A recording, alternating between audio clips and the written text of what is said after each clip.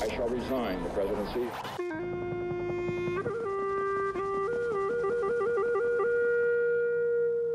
The early 70s was just dominated by one harrowing traumatic event called Vietnam. The Vietnam War brought war into our lounge rooms for the first time. We were witnessing, too, the reaction to these events. Protest rallies against the war were being held all over the Western world. Are simply agents of the Soviet government operating on their behalf. We'll never, ever forget the horror of Vietnam. Elvis Presley died today. In Forest Place, we had a major protest against Gough Whitlam. A great number of rowdy farmers came into Forest Place and they gave him hell. Probably was the turning point in having all political rallies removed from that area. When he appears, you will give him the reception he deserves. The Gough Whitlam dismissal was one of those events like, where were you when you heard about it? Well, may we say, God save the Queen. It was a fascinating time in politics. Because nothing will save the Governor-General. See the full extent of the disaster. This city of Perth is in the front line of the South African tour. The Springbok tour was a major international event. The city and Australia itself has been split into two parties, which are set head-on. The pilots threatened to go on strike and wouldn't fly them. Hotel staff around Australia threatened to go on strike. The Swan Brewery Employees Union announced today that it had placed a black ban on the supply of beer. That tour brought it home to Australians what apartheid was all about. 2 or 3 of the Springbok rugby players have emerged from the customs office. It was a tour that should never, ever have happened. Cyclone Tracy struck Darwin. Somewhere out there, beyond the limits of the Earth's atmosphere, a massive US space station was in the death throes. Skylab wasn't going to land in WA, but it did. All the experts said no, wasn't going to land here, but it did. We felt as though we could almost feel the wind of it. We were ready to duck for cover. And I remember the race was on to find bits of Skylab all over the countryside because there was money on offer for the biggest bit. But the finders' plans to head for San Francisco and the $10,000 reward gradually evaporated. Their prize, later identified as an oxygen cylinder, was impounded by the police. They declared it lost property.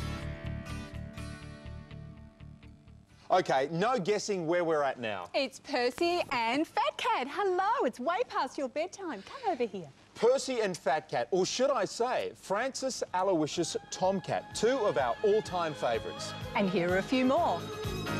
It's the best show in town. People come from all around to the place where fun people meet. Hey, hey, it's the best show in town. Wear a smile and not a frown. Join the fun and get with the beat. Hey, hey, there's Fat Cat and Sandy and Margot's just dandy with short-sighted Seymour. There's games and surprises and contests with prizes, and everything's just right when we bring on the fun time. And flick, off goes Crusader Rabbit. I'd like to introduce myself before you have a look at this next bit.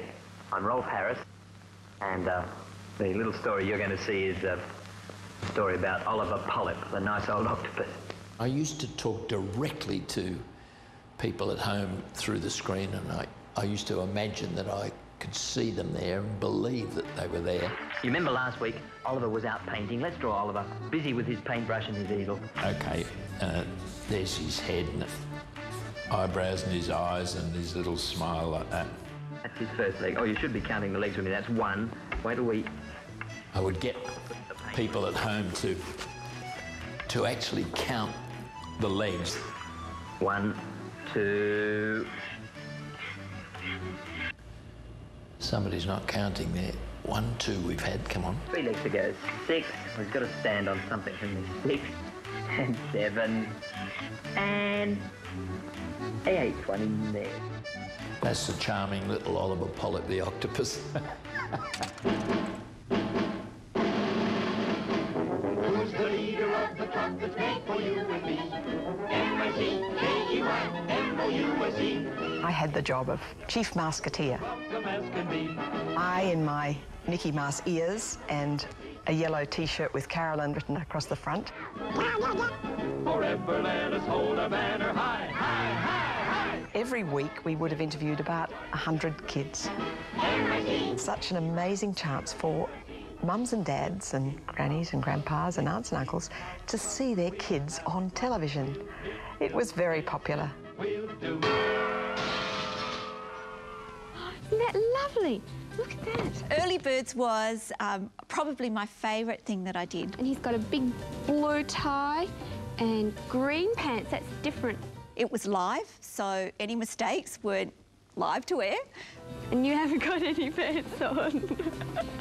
It was kind of terrifying as well, because if things went wrong, and they invariably did... Hold it, hold it, hold it. We just had to learn how to deal with it and move on. Listen, what's wrong? Percy decided that he'd play a little bit of a trick on me. He was trying to tell me that he needed to leave and go to the toilet. You want to hurry? Oh, can I ask why? I thought, oh, he's going to stop in a minute and, you know, we can keep going. But he didn't. He just kept going with it. Anyway, our first space chase is from Sandra Gregory. Wherever I go, I know he goes. Wherever I go, I know he goes. Fat Cat, he had no fear at all.